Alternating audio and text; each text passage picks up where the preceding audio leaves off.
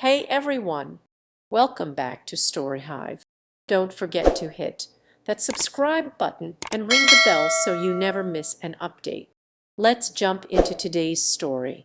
My dad always favored my cousin over me because to him I was a mistake. He chose to fund my cousin's college tuition and ruined my career by not giving me anything. But karma had different plans. I never thought I'd be sharing this story, but here I am. I'm a 28-year-old guy who's had a pretty rough go of it, especially when it comes to family. My mom died giving birth to me, which I guess set the tone for my relationship with my dad. He never really got over it and always treated me like I was the reason she was gone. I don't have any memories of my mom, obviously, but I've heard stories from relatives about how excited she was to have me. Apparently, she'd always wanted to be a mother and had struggled with fertility issues for years before finally getting pregnant with me. It makes the whole situation even more tragic. I think she finally got her wish only to have it cut short. Growing up, our house was filled with photos of my mom. My dad kept everything exactly as she'd left it, like some kind of shrine. Her clothes still hung in the closet, her books still lined the shelves. It was like living with a ghost.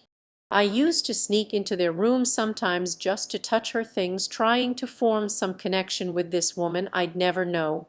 My dad, on the other hand, was a different story. He was physically present, but emotionally he might as well have been on another planet. He'd go through the motions of parenting, making sure I was fed, clothed, and got to school on time, but there was never any warmth or affection. No hugs, no I love yous, not even a pat on the back for a job well done. I always felt like an outsider in my own home. Dad would barely look at me most days, let alone talk to me. When he did speak to me, it was usually to criticize or compare me to my cousin Jake. Jake's dad, my uncle, passed away in a car accident. I remember the day we got the news about my uncle. It was a rainy Tuesday afternoon, and I was doing homework at the kitchen table when the phone rang. My dad answered, and I watched his face crumple as he listened to whoever was on the other end. That was the first and only time I ever saw my dad cry. He hung up the phone, sat down heavily at the table, and just stared into space for what felt like hours. After that, Jake started spending a lot more time at our house. At first, I was excited. I thought maybe having another kid around would make things more fun, maybe even bring my dad out of his shell a bit. But it didn't take long for me to realize that Jake's presence only highlighted the void in my relationship with my dad. He'd always say things like, "Why can't you be more like Jake?" or "Jake would never do that." It was like Jake was the son he always wanted, and I was just there. Jake was athletic, outgoing, and charismatic, everything I wasn't. Where I was bookish and introverted, Jake was the life of the party. My dad ate it up. I tried so hard to get my dad's approval. I joined every sports team, got good grades, and even tried to learn about his hobbies, but nothing ever seemed to be enough. Meanwhile, Jake could do no wrong in my dad's eyes. He'd praise Jake for the smallest things while my achievements went unnoticed. There was this one time when I was about 12 and I won a science fair at school. I'd spent weeks working on my project, a complex model of the solar system that actually moved. I was so excited to tell my dad, thinking maybe this would finally make him proud. When I got home, I found him in the living room, laughing and chatting with Jake about some football game. I tried to tell him about my win, but he just nodded and went right back to talking to Jake. It was like I wasn't even there. As we got older, the favoritism only got worse. Jake and I were in the same grade. In high school, I actually outperformed Jake academically, but my dad would always find ways to downplay my accomplishments. He'd say things like, I remember one parent-teacher conference where my English teacher was raving about an essay I'd written. She told my dad it was one of the best she'd ever read from a student my age, and that she thought I had a real future as a writer. My dad just grunted and asked if this would help me get a sports scholarship. The teacher looked confused, and I felt my face burning with embarrassment. Despite everything, there was a part of me that still hoped things would change. I thought maybe if I could just find the right thing, the magic key that would unlock my dad's affection, everything would be okay. I spent my entire childhood and teenage years chasing that impossible goal. The real kicker came when it was time for college. I'd worked my butt off, got into a good school, and was ready to start my future. I knew money would be tight, but I figured my dad would help out at least a little. Boy, was I wrong. I'll never forget the day I overheard my dad on the phone with Jake, telling him he'd pay for his entire college tuition. My heart sank. When I asked my dad if he could help me out too, he looked at me like I was crazy. He said, "I can't afford to pay for both of you, and Jake needs it more." Just like that, my college dreams went up in smoke. I tried to make it work anyway. I got a part-time job at a local diner working evenings and weekends. I applied for every scholarship I could find, but it wasn't enough. The stress was overwhelming. I was trying to keep up with my classes, work enough hours to make money, and still find time to study and sleep. Something had to give. I ended up having to drop out after the first semester. I couldn't afford it on my own, and the part-time jobs I could get weren't nearly enough to cover tuition. Meanwhile, Jake was living it up at a prestigious university, all on my dad's dime. He'd post pictures on social media of his fancy dorm room, the spring break trips he was taking, the new laptop my dad had bought him for school. Each post felt like a knife twisting in my gut. That was the last straw for me. I packed up my stuff and left home. I cut off contact with both my dad and Jake. It hurt like hell, but I knew I had to get away from that toxic environment.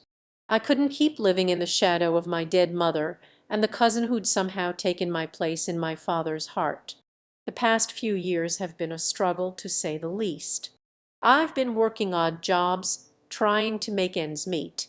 I've waited tables, worked construction, done night shifts at gas stations, whatever it took to keep a roof over my head and food in my stomach.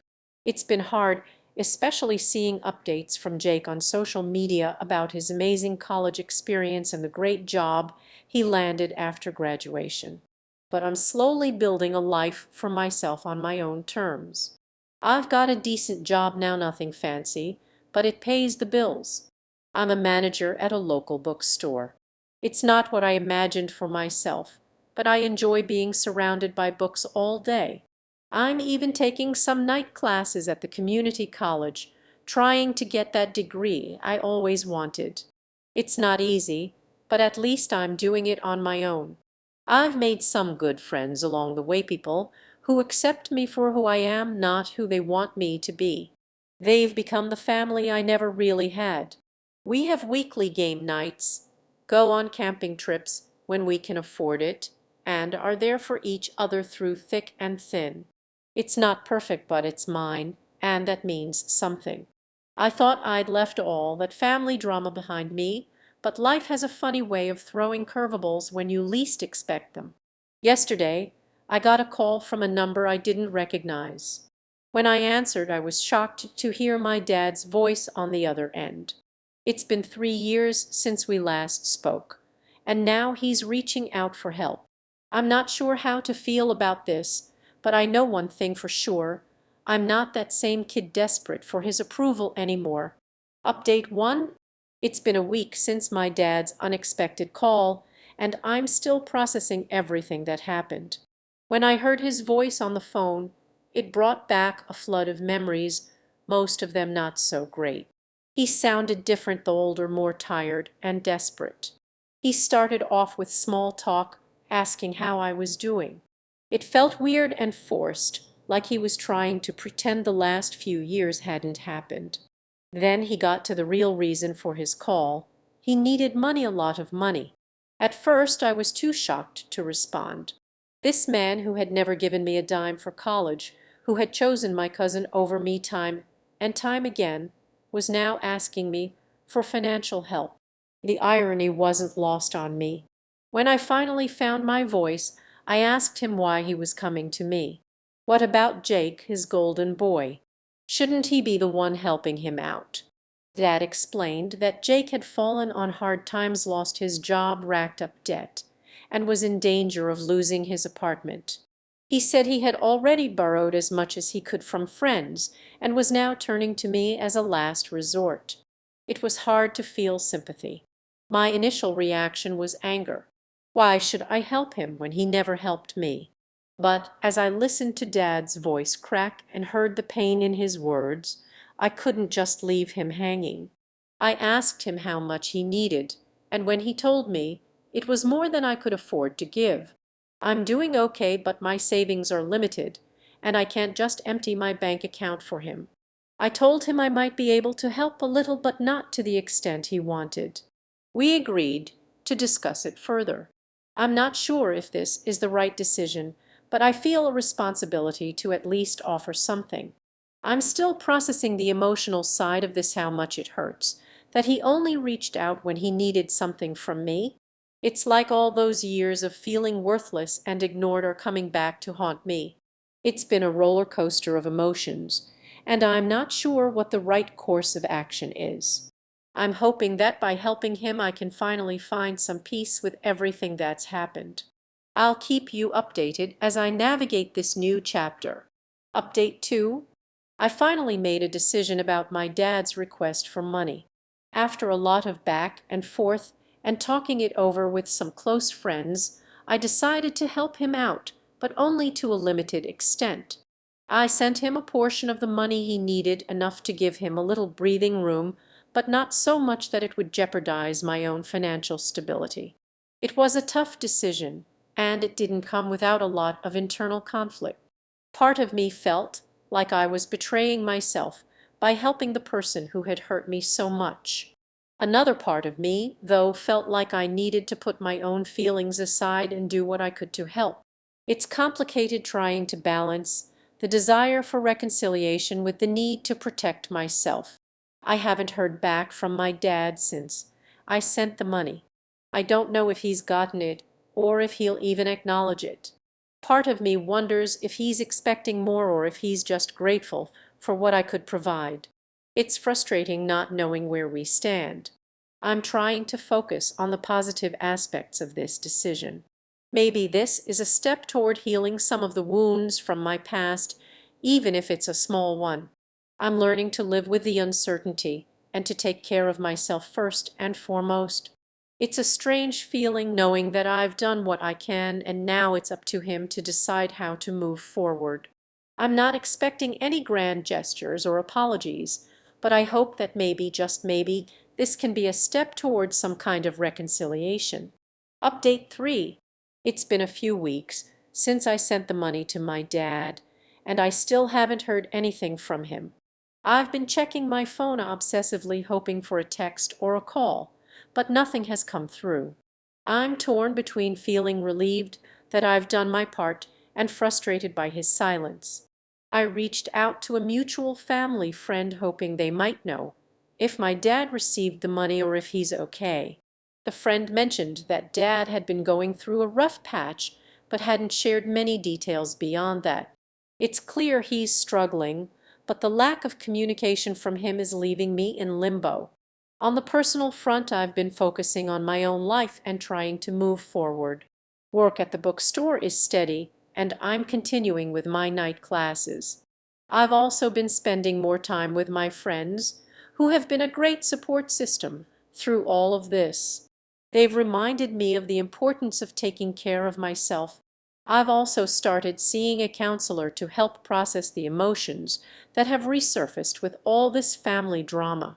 It's been helpful to talk things through with someone objective and to work on strategies for managing my feelings of anger and abandonment. It's a slow process, but I'm making progress. In the meantime, I'm trying to let go of the expectation that my dad will reach out or that he'll acknowledge what I've done. It's hard to accept that I might never get the closure or recognition I hoped for. I'm learning to focus on what I can control and to find peace in the fact that I did what I felt was right. I don't know what the future holds with my dad or if he'll ever be part of my life again in any meaningful way. For now, I'm working on building a future for myself and finding fulfillment in the life I'm creating. It's a difficult journey, but I'm committed to moving forward with hope and resilience. Thanks for tuning in to today's Reddit story. If you enjoyed it, please give this video a thumbs up and share it with your friends. And if you haven't already, make sure to hit that subscribe button and ring the bell so you never miss out on more amazing stories. See you next time.